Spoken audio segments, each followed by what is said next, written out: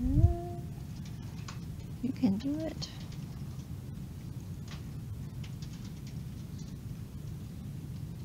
There.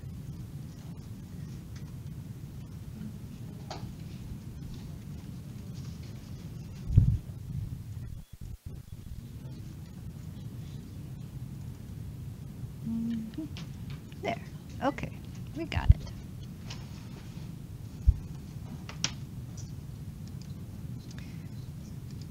All right, hello everyone.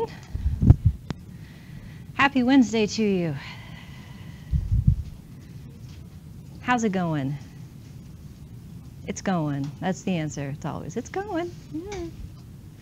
So a lot of homework questions have started trickling in. Is there anything that you'd like to take this opportunity to ask about for the benefit of yourself and or your classmates?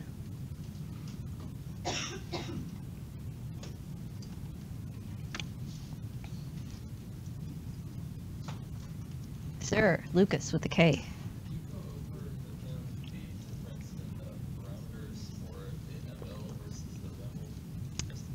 Yes. So let me do an example here. For instance, let's do the first one here. So each of you has a different number here for what your -2 log likelihood is. The trick is figuring out how many parameters you have given what the words are in the model and given the number of occasions that you have. So what I would recommend doing is building a spreadsheet as such. So means model, variance model, all variances, covariances, anything related to distribution. And so then we have, I'll make a heading here, I'll make a heading here. So in the first one, for instance, I have 5 occasions of data. So first set of words, saturated means. What does that phrase mean? I heard it, what?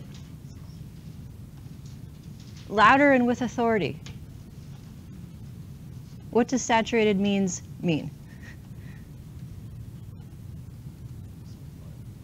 Yes, so as many parameters as there are occasions. More formally, it's a fixed intercept and it would be 4 mean differences, thereby creating 5 means. So I'm going to put a 5 here for this first one. Now, second set of words, unstructured variance. What does that mean? Let everything be what it wants. Everything lets to be what it wants. And how many are there in everything gets to be what it wants? For 5 occasions. Do you remember the formula? Yep, equals 5 times 5 plus 1 divided by 2, 15. Okay. So now, Lucas's question. ML tracks the fit of the entire model. Therefore, it will think your number of parameters is both.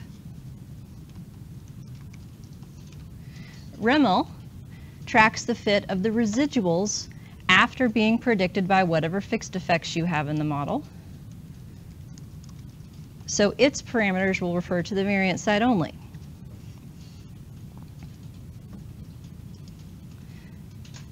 So to answer, let's see, who was it? I think it was Teresa sent me this question via email. I'll give you a little additional hint here. What if I was trying to figure this out for an empty means model with an unstructured variance? So since the variance side is still unstructured, it's still 15. How many parameters does an empty means model have? How many fixed effects? Just the 1, not 0, because you're thinking no predictors, that should be 0. But no, you still have a fixed intercept and it counts, all right? So then if we think about what would go into the AIC and BIC and REML, the same rules apply. It's only the variance model, whereas the total goes into the AIC and BIC for ML. Now if we think about what would make a valid likelihood ratio test, can I compare the fit of these 2 models using maximum likelihood?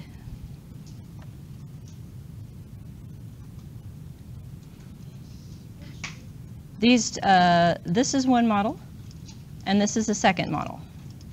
So I'm going to go ahead and fill in the degrees of freedom here just to make it a little more concrete. The number of parameters in ML would be 20, it would be 15 in REML. Likewise down here, 1 plus 15 is 16, and in REML it would still be 15.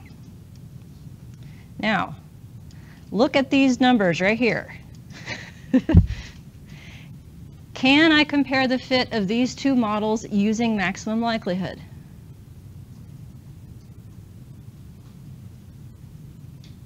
I've gotten both shakes here. Using maximum likelihood, are these models nested? Do they have different numbers of parameters? Is one a subset of the other? Yes, because to get from empty means to saturated means, you pick up 4 mean differences. So they both have a fixed intercept. Saturated means picks up 4 mean differences to get you to the 5 possible means. ML would allow you to compare the fit of those two models with a likelihood ratio test. How about REML? Can I compare the fit of those two models using REML? No degrees of freedom. REML doesn't care what's on the mean side. It doesn't track the number of parameters and it doesn't track the fit. REML, I picked up a southern accent apparently. REML tracks the fit of the variance side. How's that? That's my best truck driver imitation. So I would recommend making a table like this to help with your calculations. I would also make another set in here that is going to be the log of the sample size.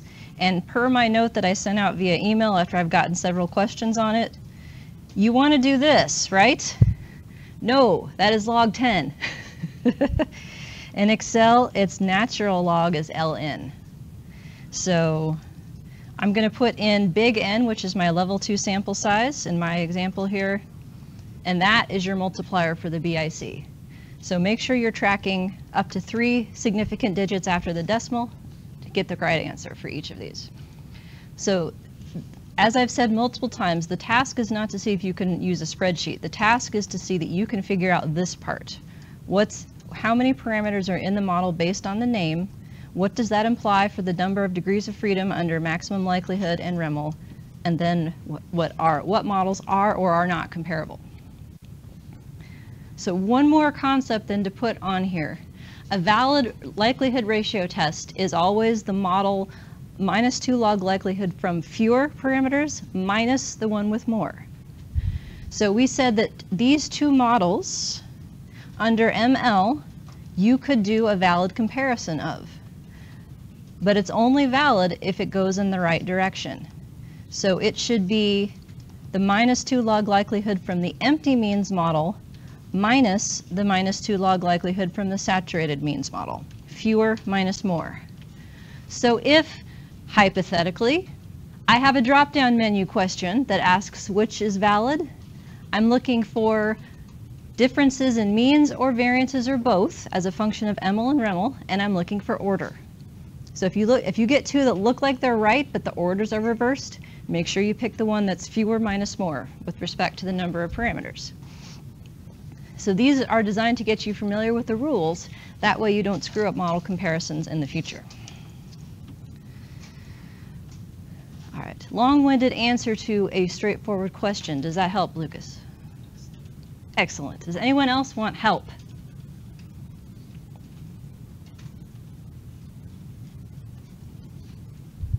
Because you know they pay me, right? Like this is my job to stand up here and help you. And I know that several of you have tried to learn this stuff on your own. Raise your hands if you've tried to read a multi-level modeling book that wasn't mine. And now you're here, right? Because this stuff is hard. So let me help you. If I can make anything simpler or more digestible, I am happy to do so.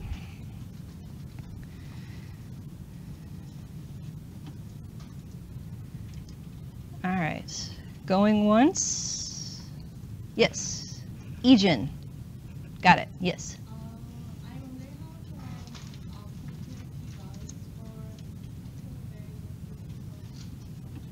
how to These ones down here? Yeah. Aha.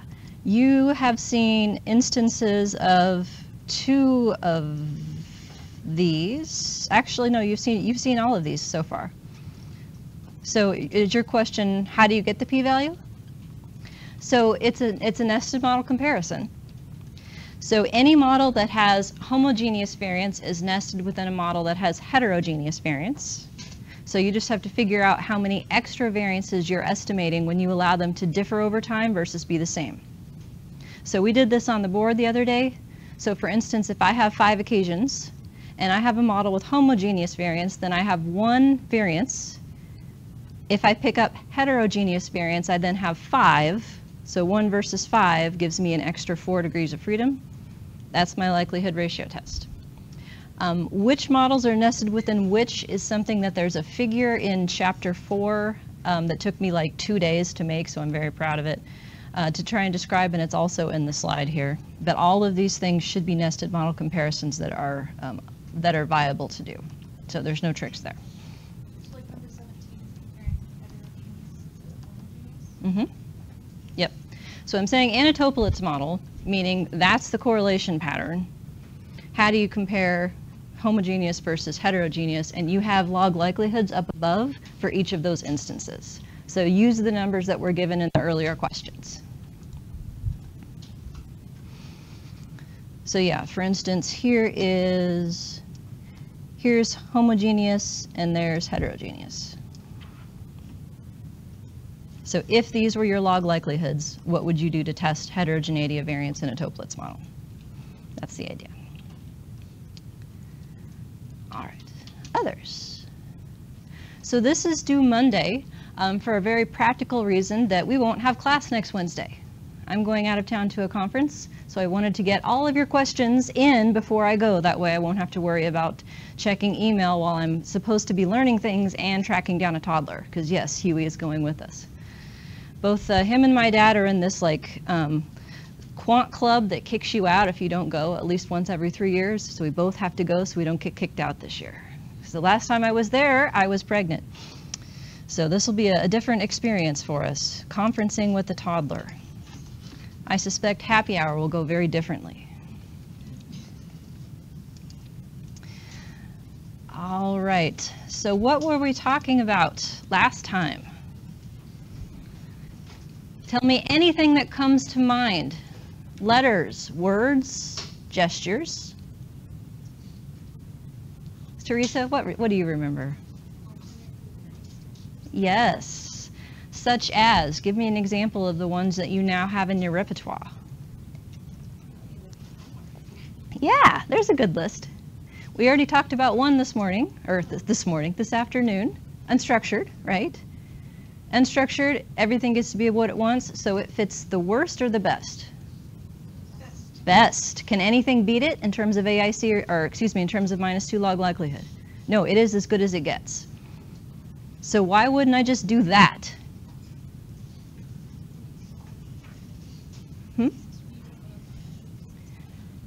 Yeah, if you have a ton of occasions, that's a ton of parameters, it may not be feasible. In general, you want to get away with less parameters that fits equally well as a strategy. When isn't unstructured on the menu for me? What was it? Unbalanced data, yes, exactly. Meaning when people are on different measurement schedules, because then a single covariance matrix isn't going to summarize the data across my whole sample. I'd need different rows and columns for every unique value of time. It's not going to be possible. Going back to our show and tell, unstructured, athleisure wear. It always is going to fit the best. You can't always wear it. Unfortunately. Maybe once I'm fully promoted, I'll show up in track pants to work, but until then, I'm just going with dress shorts. Right, that's my strategy.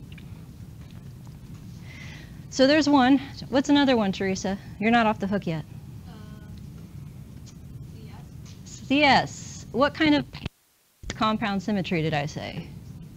Skinny jeans. Yes, they're very restrictive. If I have 4 occasions, how many parameters does a compound symmetry model take? 2. If I have 100 occasions, how many parameters does a compound symmetry model take? 2. It says you have what kind of variance over time? Same or different? Same.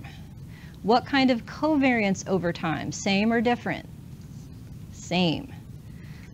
It says the only reason that you have covariance of occasions from the same person is because of constant mean differences.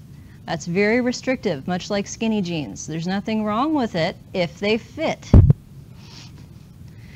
But just like skinny jeans are not meant for some people, compound symmetry, not meant for some data. What other ones did we pick up?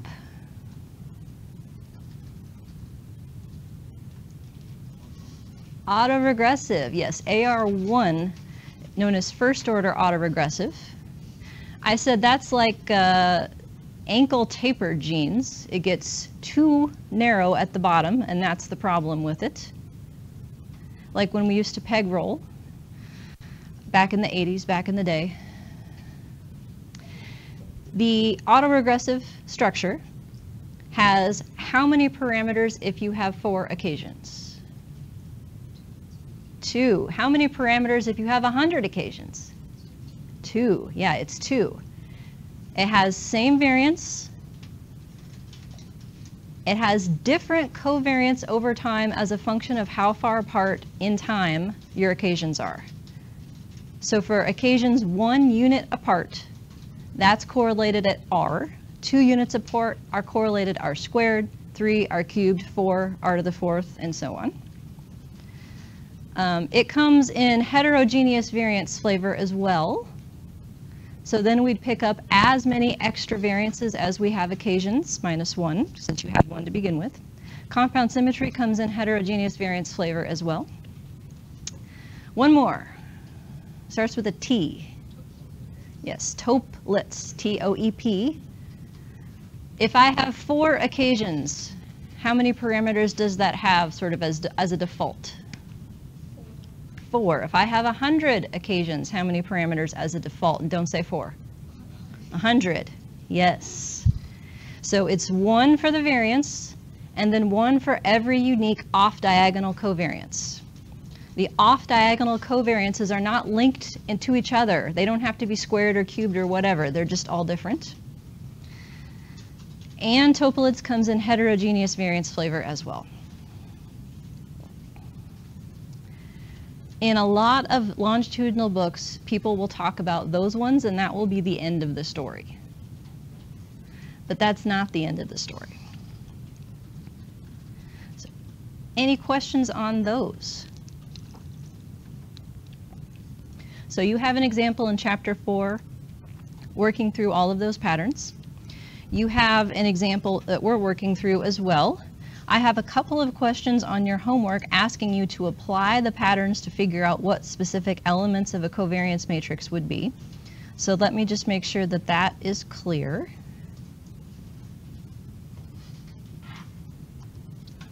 So first off, here's how you get from correlation to covariance and back again.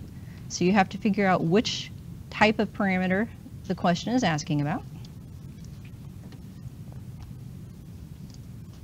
So for instance, here's CS. Can you guys see my mouse? Sort of.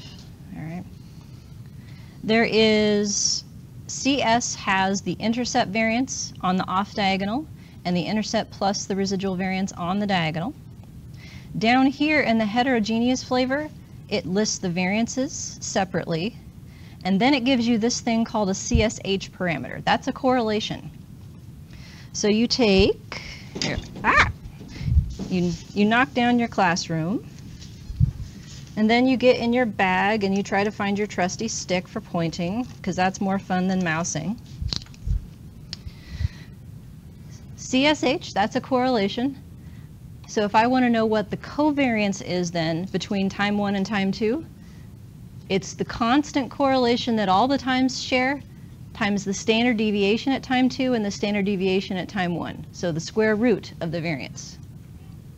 So if any of the questions ask about what is the whatever element of the covariance matrix, if you have CSH, you can get to it as either a variance, this is a covariance, and then that thing would be the correlation, just the CSH by itself.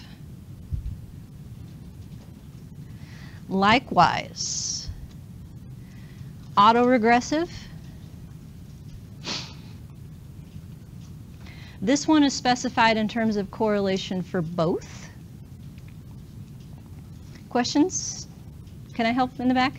Yeah, can you just repeat what you said about the covariance being correlation to the standard? Yes, yes, I will do that. So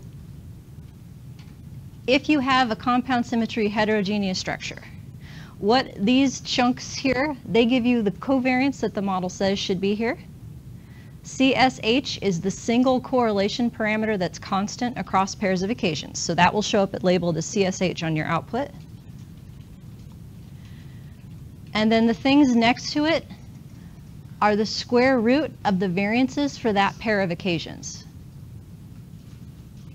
They're standard deviations as a square root of a variance. So if I want to know what the covariance is between time 3 and time 4, it's the standard deviation at time 4 times the standard deviation at time 3 times this compound symmetry correlation. So you multiply these three things together, and that gets you what the covariance is.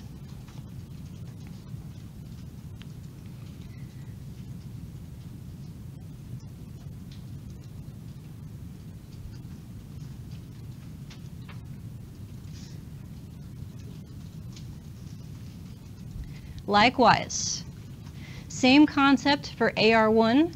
Rather than having a compound symmetry correlation that's the same across time, the correlation that you would fill in is either to the first order, second order, or third order, depending on which pair you're looking at. So if my structure is autoregressive heterogeneous, I still have the standard deviation at time 4 and the standard deviation at time 3 here. But now, since time 3 and time 4 are 1 unit apart, the correlation that I would use is just R. If I were going to predict the covariance between times 2 and 4, the next one to the left, it would be the standard deviation at time 4, standard deviation at time 2, and then R squared, because 2 and 4 are 2 units apart.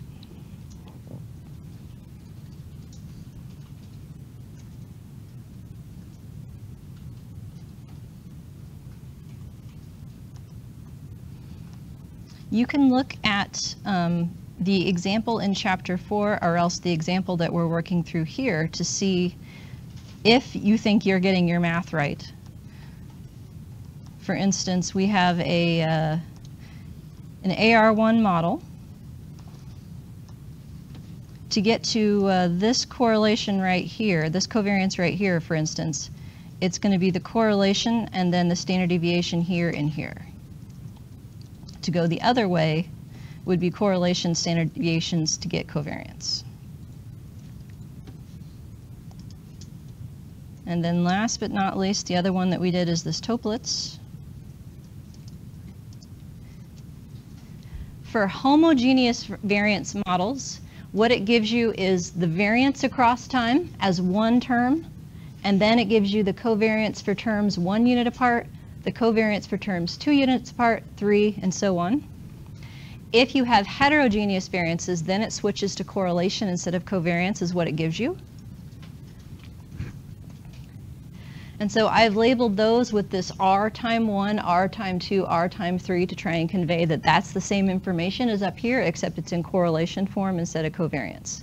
So if I were doing time 3 and time 4 in a Toeplitz heterogeneous variance model, I'd have the standard deviation at time 4, standard deviation at time 3, and then the correlation of occasions 1 unit apart as the parameter that goes in this part, gives the relationship.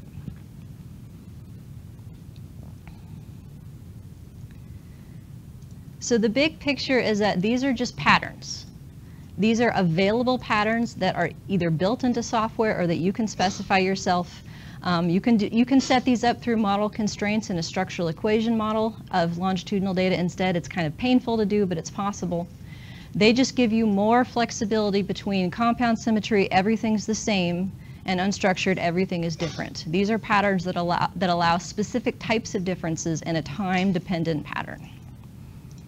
We hope that they fit not worse than unstructured because they take fewer parameters to represent the data.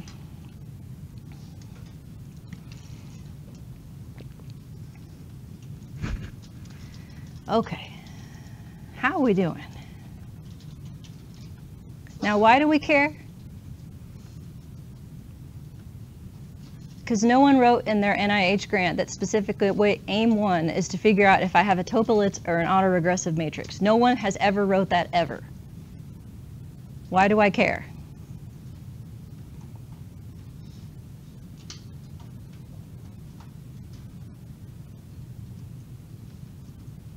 No one knows. This is not good.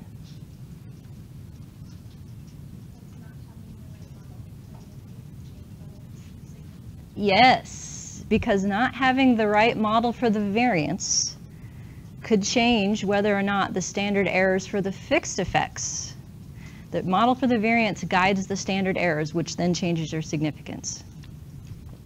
And I actually have an example that's coming, I guess it's going to be next semester, using these same example data that I have right now, where the p-value for the one effect that she found in her dissertation hovers on that 0.05 line, and it totally mattered which structure I had. So that's the idea, is because the stuff that we care about, the standard errors for the fixed effects, is predicated on having the right model for the variance, we want to get it as close as possible. Least wrong, really.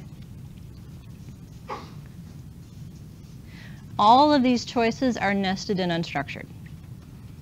So unstructured, you can always do a nested model comparison against, keeping the means model the same if you're using restricted maximum likelihood.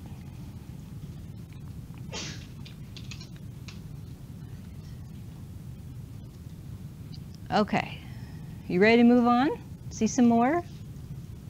And they're like, no? Well, sorry. Do you want a story? Is that better than talking about matrices? It's a true story. The moral of this story is bring 2 suits to your job interview. All right? That's the moral. So I'm continuing with show and tell. When I was a postdoc, I had 3 job interviews the year that I was on the market, and so I had to go out and get a suit, like for the first time in my life. I needed like a big girl suit. So I went out after Christmas, and I went to every store in the history of like Omaha. Like I just went everywhere. I was staying at my parents' house. I even went to Kansas City. I had a hard time finding stuff. I found a black suit on the JCPenney clearance rack that fit okay. Like it wasn't great. I had to get all of my suits tailored. That's the second part of the story. It wasn't like fancy. I was like, okay, but I don't feel good in it. And so I went to this really expensive store, which I never ever do. And I found a suit. These are the pants for the suit that had gray with like orange pinstripe. And I was like, yeah, that's nice. And this suit was like 3 to 4 times more expensive than I normally would have paid. And apparently it's a very fancy label. I don't have the label in here anymore, but so much so that I was carrying the jacket on my arm at a store, and some guy came up to me, he's like, is that a such and such? And I was like, yeah. Like, am I trendy now? Did something happen? But no. So I put on my super fancy suit my first day of my interview at Nebraska. That was where I actually ended up getting a job. That was my first interview. 7:30 in the morning, I'm all decked out. I'm ready to go downstairs to the hotel lobby to have breakfast for my first meeting in the day. I bend over to pick up my computer bag and I hear like, oh, that can't be good. I turn around and I have split the seam all the way down my back. Underwear hanging out. I'm like, oh my God, that did not just happen. So I get in my suitcase, I get out my clearance rack JCPenney suit, I put that on. I came downstairs. My first meeting was with somebody, so I was an undergraduate at Nebraska, and I was getting a job interview there after going to graduate school and a postdoc, and so I knew the person I was having breakfast with. He's the one who taught me my statistics. So I come downstairs to the lobby carrying my suit, my computer bag and my pants.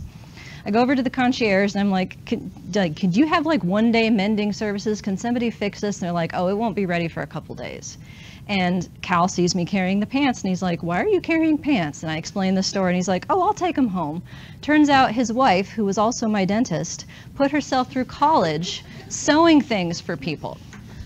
So he takes the pants home. After she finishes fixing everyone's teeth that day, she fixes my pants. He drops them back off at the hotel for me, and I wear them the next day without incident. So the moral of the story is, even if you're going to a fancy store and buying fancy pants, you either need a sewing kit to eat less over holiday when you're stressing about your job interview, or another suit. That's the moral of your story. So I was sharing this story with a friend of mine, and he said that on his clinical interviews, he was going to the bathroom first thing of the day, and the button popped off on his pants and rolled down the urinal. So he stapled his pants shut and went about his day. So once again, bring an extra suit or a sewing kit. Oh, and know how to use the sewing kit, right? That's the other, because I wasn't about to try and sew my own pants together when I'm already like freaking out that, you know, I'm going to have to go downstairs in jeans or something. So yes, so that's my story about pants, and I had to bring these in to make the point. I love these pants. They're like 15 pounds ago now, so if any of you need like a good interview suit, maybe we can talk. But the most important thing about pants, regardless of whether they're, you know, JCPenney clearance rack pants or fancy pants, is that they fit, right? If you don't know this by now, you're going to learn this. Even the cheapest clothes, if they fit you perfectly, look expensive and you look better. And that's especially important on a grad school budget. So the story has a point, I swear. I'm getting back to it. So the next set of models I want to show you, think of it as taking your pants that you got at a store to a tailor. Because let's be honest, taking pants off the rack and having them fit perfectly, or getting a suit off the rack and having it fit perfectly, is not likely. Even for men, right, you have to get your suit tailored, right? You got to get the sleeves a certain length and the pants a certain length. You might have to get like your sides taken in on the jacket. Women, you have all of that plus some. Right? How many of you can just walk into a store, go over to the rack, pick up the number, and it doesn't even matter what store, right? Because all the numbers mean something, and you just take it over to the register and you pay for it, and that's the end. For how many of you is that your life? Not even the dudes are raising their hands at this point. Like, no, I gotta at least try things on. So I've talked before in my classes about how much I hate pants, and I'll expand on this to try and share that in the story. I hate pants because the widest part of my body is my legs, not my hips, not my butt. So trying to find pants that fit my legs is nearly impossible. So I gave up trying. Rather than expecting my pants to fit perfectly all over, just like these matrices, right? They're trying to fit your data perfectly all over. That's unrealistic. Instead, what I would recommend you do, take the widest part of your body, whatever it is for your pants, fit that. Get a pair of pants on, for instance. I can get my legs through. If I can do that, I'm in business, because tailors can fix everything else. Ladies, you have like the gap in the back, right, when you sit down. The only thing I hate more than pants is belts. So I always get this thing cut. This is like a $5 alteration to get this sewn so that you don't have to wear a belt. You can get the crotch moved up even in your pants. No, seriously, because I'm right between petite and regular sizes. One is always too long and the other is too short. So I'll buy a regular size and I'll get the crotch moved up and I'll get the legs hemmed, and then it fits perfectly. So which is why I buy cheap pants, spend a lot of money on tailoring so they look expensive. Where I'm going with this, the ideas that I'm about to show you work similarly. Rather than trying to fit all of your data with one size fits all matrix off the shelf, let's take a tailored approach. Let's fit the biggest source of covariance and variance over time first. Let's pull that aside, let's take that out of the way, and then let's see what's left. Let's see then what kind of nips and tucks we need to make it fit from there, because that's going to be way easier than trying to fit the whole thing at the same time. That's the big picture. Are you with me? Do you want to see this now? Yes. So here's the other side of the story. It works with the concept of levels that we started with. So you've already seen one specific instance of this approach, which is the compound symmetry model. Now we're going to expand on that to build new patterns that include a random intercept. So I need to add some letters to your list of vocabulary. Level 2. This is your between person, right? This is your U0 random intercept variance. Putting random in here. Inter-individual differences.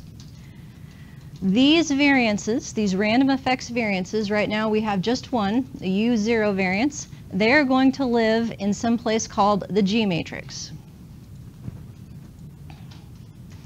These are the letters that are going to show up on your output, so we just got to start learning the new vocabulary. Level 1, then, within person, E residuals, they get formulated based on the repeated statement, and they are going to live in the R matrix. So up to this point, we've just been calling this the R matrix sort of generically. Now the R matrix is going to be paired with the G matrix, so one for each level. When you put them back together again to show the combined pattern, aggregating your data back together across levels, I'm putting a plus here with air quotes around it because it's not straight addition, but it is the same idea. The put back together again matrix is called V.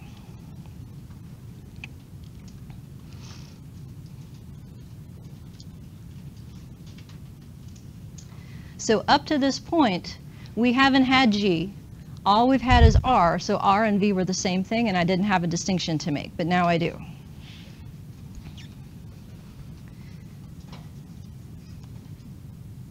So this is the case that you know and how it works. You don't have to know matrix algebra to understand this, and you won't ever have to do matrix algebra in my class, I promise. You know why? Because I can't do it. And because I know how to make SAS do it, and that is all I need. So, the picture at the top, what do I call this pattern? Compound symmetry skinny jeans, yes, random intercept only. One way to make this pattern is to say repeated type equals CS. That's the one that you've seen so far. Another way to make this same pattern uses this separation idea that we're getting into, where I say I have a G matrix for level 2 that has a random intercept variance in it. I have an R matrix for level 1 that looks like this per person, where this is 4 occasions of data for each person. I have E variance that is constant over time, and I have no covariances among the E's whatsoever. If you visualize taking this random intercept variance over here and adding it to every single element in this R matrix, you get what it looks like at the top. That's your V, your compound symmetry V.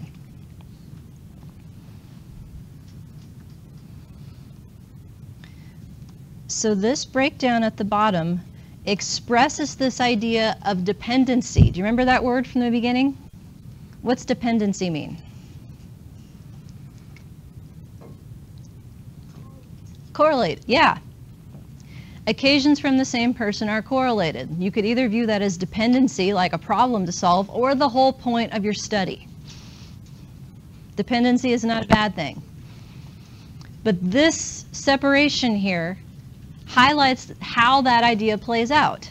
What we have done is take the only reason for the dependency, person mean differences, random intercept differences, and go stick it someplace else, G. After we pull that information out and stick it someplace else, the E's that are left have constant variance and no covariance. They're independent, just like they should be in a regression model.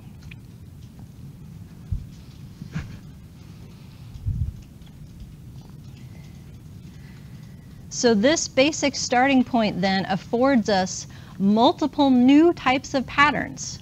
We can either pull more stuff out of here and say that we have more ways that people differ from each other than just the intercept, and that's going to be the basis of random slopes growth curve models. Or we can focus our energy on what's left in the R matrix and be like, really? Are you sure your residual variances don't need to be different over time? Are you sure there's no covariance left here? Could there be just like a little something? So the structures that I want to show you then are based on that latter. The idea that after we pull out a random intercept, then we can focus on what this pattern needs to be. So after you fit the most problematic part of your lower half, then we can tailor all of the other aspects so that it fits perfectly, more easily than we will ever find a pair of pants that fits perfectly off the rack. That's where I'm going. Right, Claire? Thank you.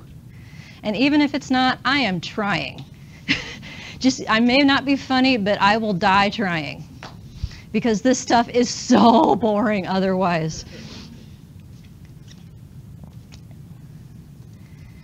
So for those of you who are, let me guess, I'm guessing there may be some REM students in here who are taking issue with this, like adding these things back together again.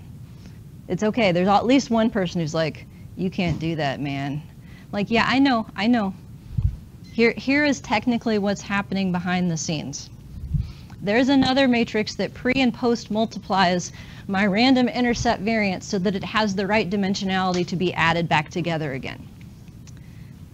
I'll just say that. That's how come that's how come we can add the random intercept into every spot. Later on, that column of ones, which represents the intercept, is going to get augmented to have values for time when we have random slopes. So that little wraparound matrix is going to become more important later on than it is now. We'll get to that in the next unit. So this is more formally how compound symmetry works when you split it up into G level 2 random intercept variance and R level 1 residual variance. So given that that's our worst fitting baseline, the best fitting baseline is unstructured, right? Everything gets to be what it wants. We can set that one up in this same pattern. We can control for random intercept variance, shove it over here into G, and then see what the pattern of residual variances and covariances look like in the best possible fitting model. It looks like this.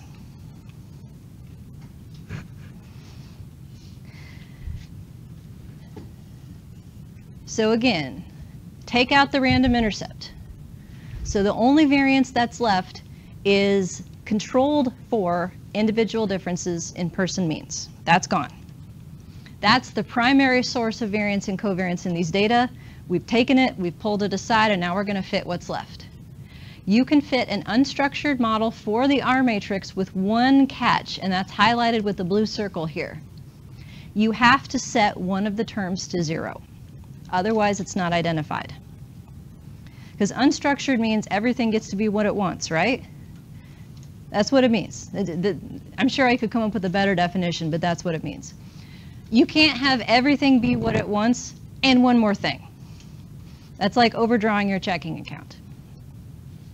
So in this strategy, I have deliberately shut off the residual covariance between the first and last occasion. So it shows up here, and the mirror image of it in a symmetric matrix shows up here. The end result then, when we add the random intercept back into every element of this R matrix to come up with this V composite, what we are saying is that mean differences is the only reason why the furthest apart occasions have a relationship. It's just due to mean differences. Then each other element gets to have some additional increment to this, either positive or negative, that allows you to have residual variance and covariance for every other occasion. So this will fit as well as unstructured. It is unstructured, just depicted a little bit differently. It's unstructured, deliberately separating the data into levels of analysis. So we're focusing on what the pattern needs to be then for the R matrix to describe just level 1 residual variance and covariance.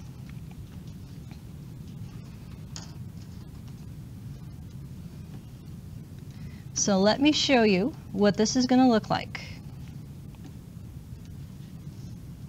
I'm going back into the example that we looked at last time.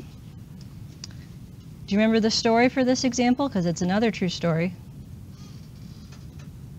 Who remembers the story? What happened? Her advisors gave her a lot more. Yeah. So this was a cross-sectional study that turned into a longitudinal study. So the outcome here is psoriasis severity. Psoriasis is a skin condition that is like itchy and rashy, and it's bad. And it's thought to be exacerbated by stress and other kinds of psychosomatic issues. So that's why a clinical psychologist was interested in studying it as an outcome. So in this phase of the study, she had 7 weeks of data asking people how stressed out they were each week and how bad their skin was each week. And this is a plot of individual trajectories across that time in severity. This plot shows there's no change. So it's not that there's no variation over time, but that variation is not systematic to time. There's no systematic increase or decrease. We're not trying to cure psoriasis. It's not a treatment study. And Erin, why did you say that they wasted her time? Because it was like 84% could be explained. Yeah. Something like that, exactly, yes. So more specifically, we estimated this compound symmetry model, repeated equals CS. So this is the pattern in which everything is put into the same matrix into a compound symmetric form. The intraclass correlation for the average correlation over time was 0.84. Intraclass correlation is the proportion of variance that's due to level 2. Interclass correlation is the proportion of variance that's due to between person random intercept differences. 84% that she would have had in her cross-sectional study. So they wasted 84% of her time, basically. So then we looked at the unstructured and decided that maybe the variances differed across time, but not in a particular pattern.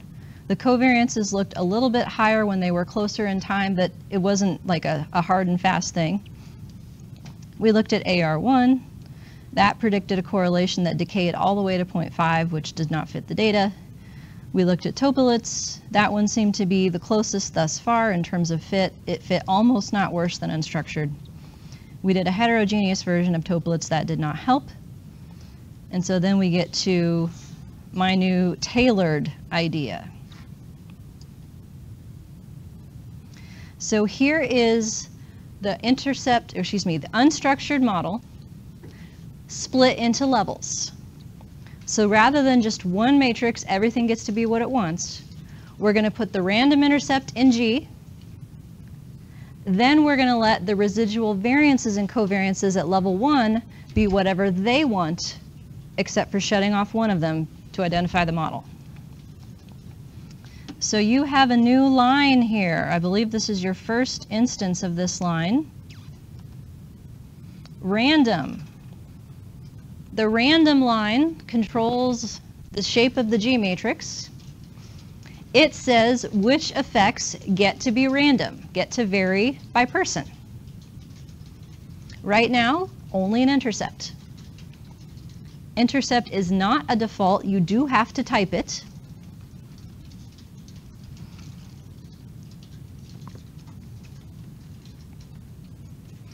How do we say who is who so that each person gets their own intercept? We tell it the level 2 ID variable, same as in the repeated line. I'm asking it to print additional pieces of output to help us understand what the model is predicting.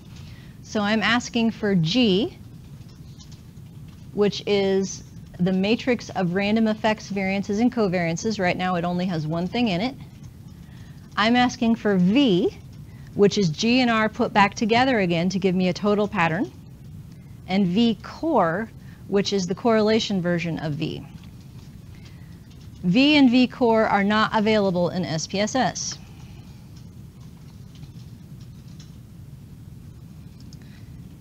This right here is super, super important and a source of confusion. Type equals UN shows up twice here It means different things. Type equals UN on the random line is referring to the G matrix at level 2.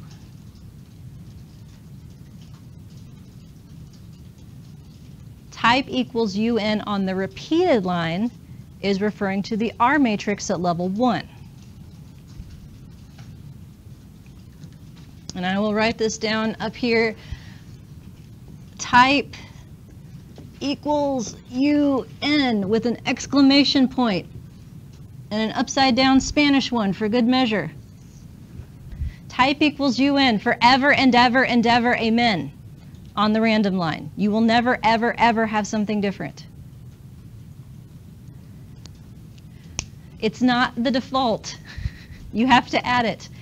But what this is saying is that your random intercept variance gets to be whatever it wants to be.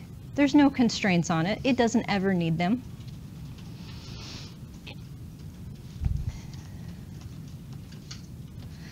The types that we've been changing are on the repeated line. This is the one that you get to make choices about.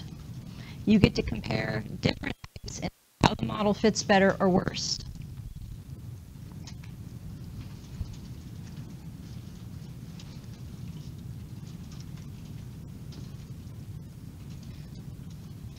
So I have added a 6 in parentheses here to convey the idea that the last off diagonal is forced to 0. SPSS won't do this for you. I don't know if Stata will.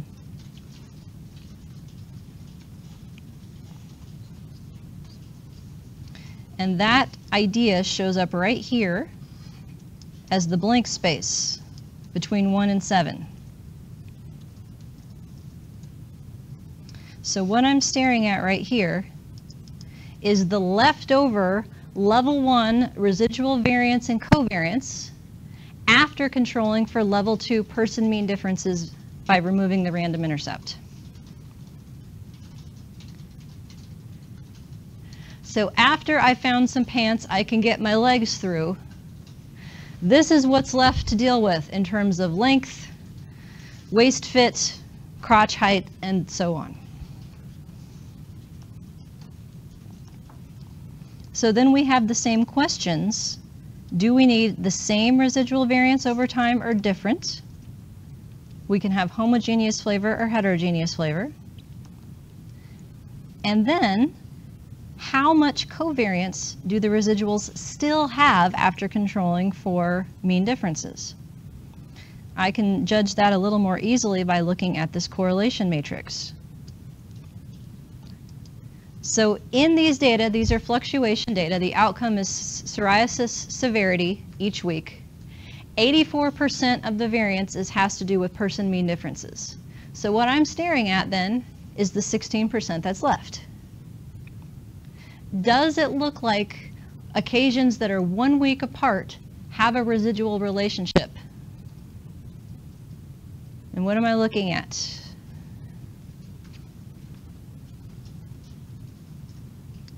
Here's the correlation between weeks 1 and 2, the residual correlation.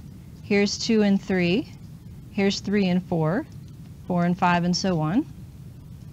Yeah, it looks like after controlling for person mean differences, after controlling for the fact that some people just have a worse case of psoriasis than others, your severity 1 week apart is related still. How about 2 weeks apart? Maybe? 3 weeks? It starts to die off. Because after controlling for person mean differences as the primary source of why there was covariance, the residuals don't necessarily all need to be correlated anymore.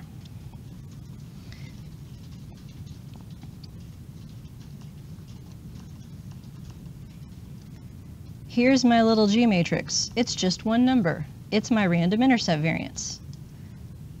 If I take that one number and I add it to every spot in this variance covariance matrix, I get V. Put back together again, and that's what the original unstructured model gave us in one place.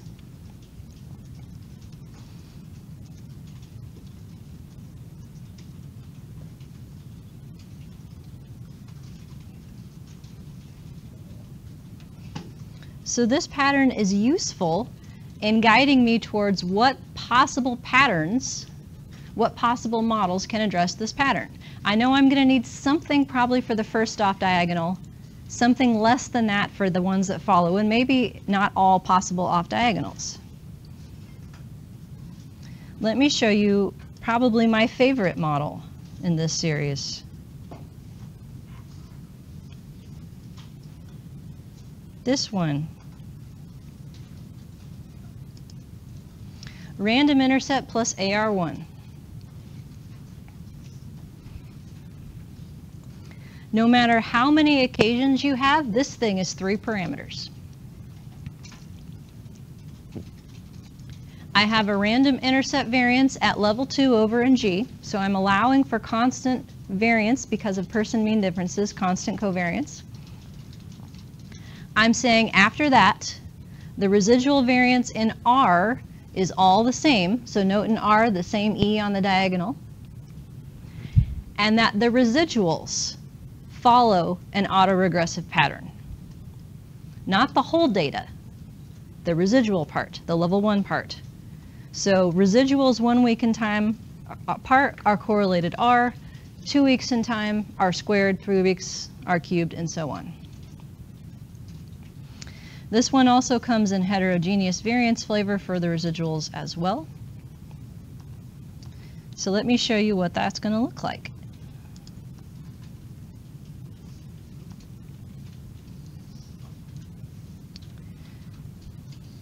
So I'm on page 9. So here's my random intercept in G plus AR1. Random line stays exactly the same. Just an intercept, type equals UN, forever and ever, amen. Repeated line switches to AR1.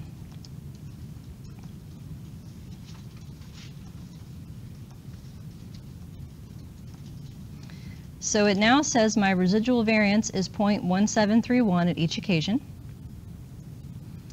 It says occasions 1 week apart are correlated 0.51. Occasions 2 weeks apart are correlated 0.26, which is 0.51 squared. 3 weeks apart is 0.51 cubed, and so on.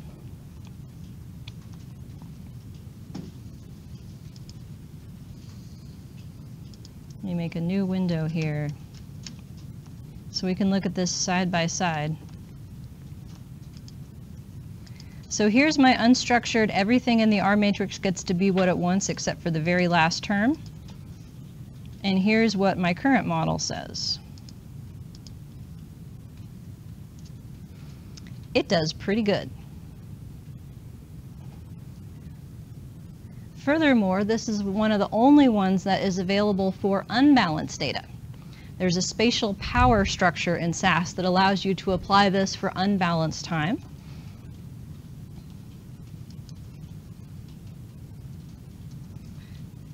So if I take my random intercept variance, I add it to every spot in this R matrix of variance and covariances, I get the put back together again V matrix, which is closing in on what the data actually look like.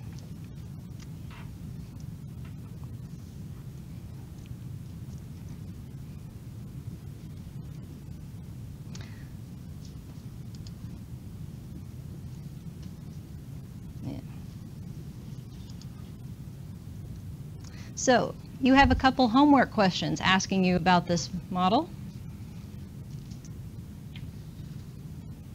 Asking you what various elements should be. So the elements of R, that's level 1. So those are going to be your residual variances and covariances. Elements of V is the put back together again matrix of level 1 and level 2 combined. So to get to V, you take whatever you have for R and add your random intercept variance to it.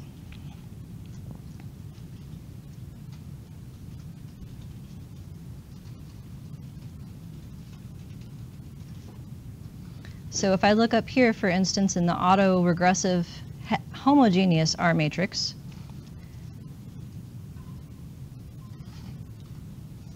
the diagonals look like the compound symmetry model. The variance is the same across time. It's part U, it's part E. The off diagonals then have the compound symmetry part, the random intercept, plus some contribution from the residual correlation. So it's the residual covariance based on how far apart in time the element is, plus the random intercept variance that gives you the covariance. So this one is plausible. It does a good job in real data, and it's only 3 parameters. It also works for unbalanced data, and that's why it's my favorite. This is like the Macy's of alternative covariance structures. Macy's being the highest possible compliment I can pay. Did you know there's only 3 states in the Union that don't have a Macy's? Do you know what they are? Alaska, Nebraska, and Iowa. That's why I was so excited to move here, because Kansas, there's 3 Macy's in Kansas City alone.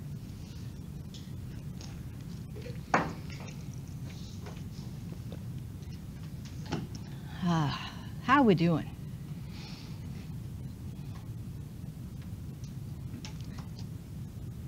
Now, do you remember when I drew the picture of the path model on the board and I said autoregressive I hate? Let me show you how to fix it. The SEM version of this model, by the way, would look like this. Here's time 1, predicting a box of time 2, predicting a box of time 3, predicting a box of time 4. If we constrain each of these parameters to be R, this is my autoregressive model. An autoregressive R-only model would look just like this in SEM land as a path model. I don't like this because it usually doesn't fit longitudinal data. There's almost always a constant source of covariance due to mean differences. Why that becomes a problem, let's say that I have another variable, I'll call it y down here, and I've got y at time 2 box, y at time 3 box, y at time 4, y at time 4, there we go. Let's say that I have a different r for these ones. We'll call this rt, and this one is going to be ry. Because now what do people do? What comes next? I know you've seen these. People love this shit. No one wants to play? Really? Come on. I know you know this. What comes next? What else do I need to draw in here? Yeah, I need this thing, right? I need some sort of, well, which comes first, the chicken or the egg question? That would then require these cross paths, and these may or may not be constrained across time, right? Well, here's the problem. Let's say that this is something like, I don't know, stress and psoriasis, hypothetically. Do you think that stress makes your psoriasis worse? It seems plausible. Now, is it that people who are stressed out have worse skin? Or when you have a crappy week, does it show up on your face next week? Which is it? Could be both, right? Could be both, either or neither. These cross paths for the relationship between stress and psoriasis can't differentiate between those 2 possible interpretations. They're smushed. There's a word you're going to learn. Meaning they confound level 1 and level 2 variance and therefore confound a level 1 and a level 2 effect. So the problem isn't just within variables, it's across variables. How to make sure you're appropriately representing all of the levels and sources of variance across multiple outcomes. Fortunately, there's an easy way to fix it, even within this. I'm going to add a random intercept for this t variable, and I'm going to add another one down here for my y variable. These would have paths of 1.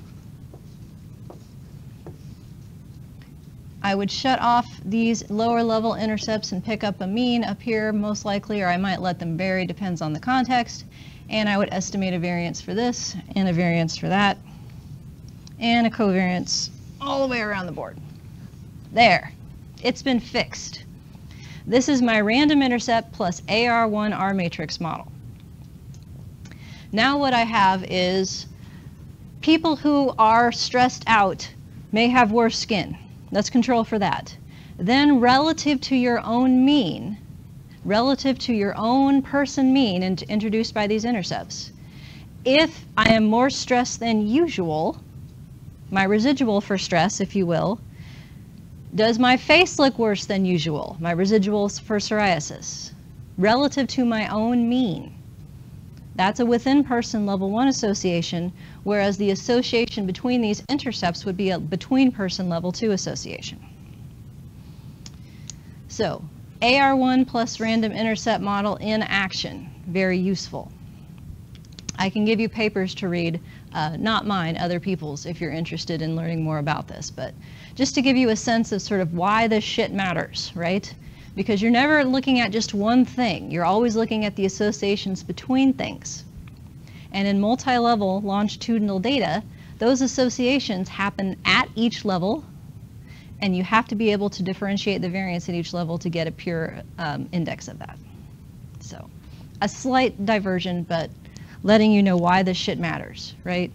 Because I know this is boring, and it's like, it makes me groan just looking at it, but this is why. Because it matters for testing hypotheses down the road that you do care about. As it turns out, I'll just go ahead and give you the answer to the story. She did find a significant lagged effect. Your stress in 1 week predicts worse than usual psoriasis the next week. And people who are more stressed out have worse skin. Both were true. The between person effect was much larger than the within person effect, meaning level 2 was much larger than level 1, which we anticipated. Ding, that's what I'm going for, right? 84% of the variance was between. Guess what things are going to predict it? Between things. She only had a 16% chance of finding anything longitudinal to begin with, right? Like that's the best possible R-square she should get at level 1, right? 16% of the total. So, anyway. So the idea, broadly construed, take out the random intercept as the primary source of variance and covariance and person dependency. Set it aside. Focus your patterning then on what's left for your residual variances and covariances, because that pattern is probably going to be simpler. So the choices that will work for that then, AR1 or ARH1 is one of them. Reduced form Topolets is another. Same idea. You can have different covariances for different lags of time. Shut off the highest one because that's the one that's predicted by only the random intercept variance.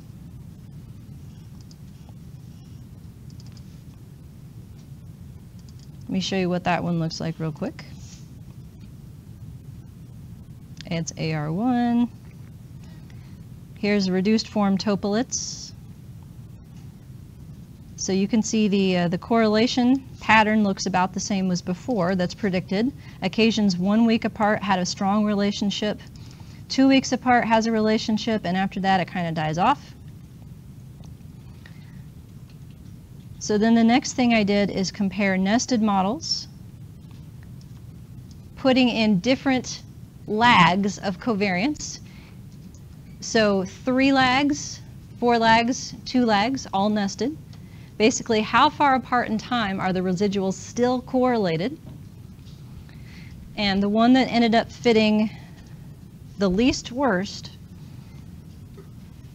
that was still the simplest, was this thing, which is TOPE 4.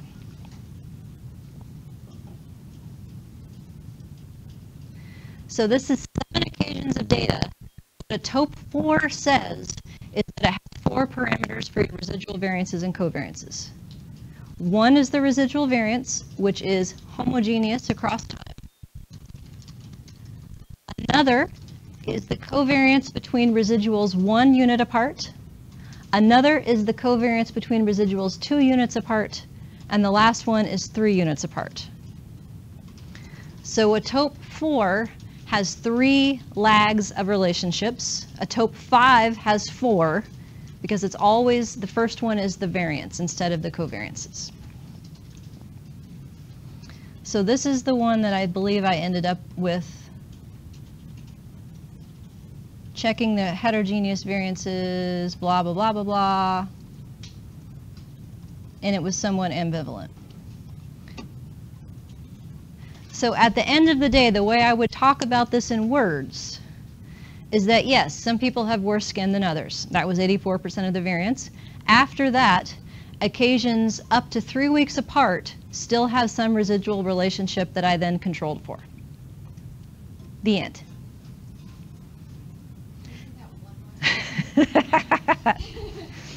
Yes.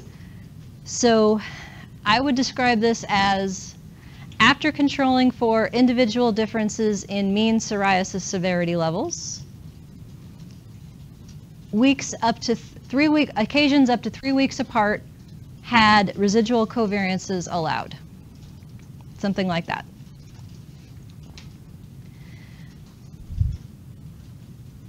Do I have words in this one? I don't have words in this one. I have words in chapter 4. You would never, ever, ever make a whole story about this handout. It would be the most boring results section in the history of the world. You would have like 3 sentences. Given that we had, within-person fluctuation data, we examined a variety of alternative covariance structures. We did likelihood ratio tests to see which ones fit worse or not worse. The one that fit relatively best was blah. It had a random intercept to control for person mean differences, and residuals up to 3 weeks apart were allowed to covary. Blah. That's one paragraph. That's the beginning. You move on.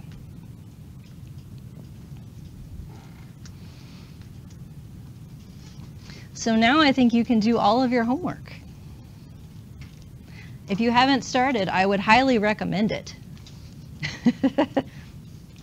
But I will be here in office hours today, as well as Monday's office hours. It will be due Monday night. That way you can get one more chance to ask questions on Monday. Otherwise, we're going to start chapter 5 and get to random slopes. Yay! All right. Any other questions?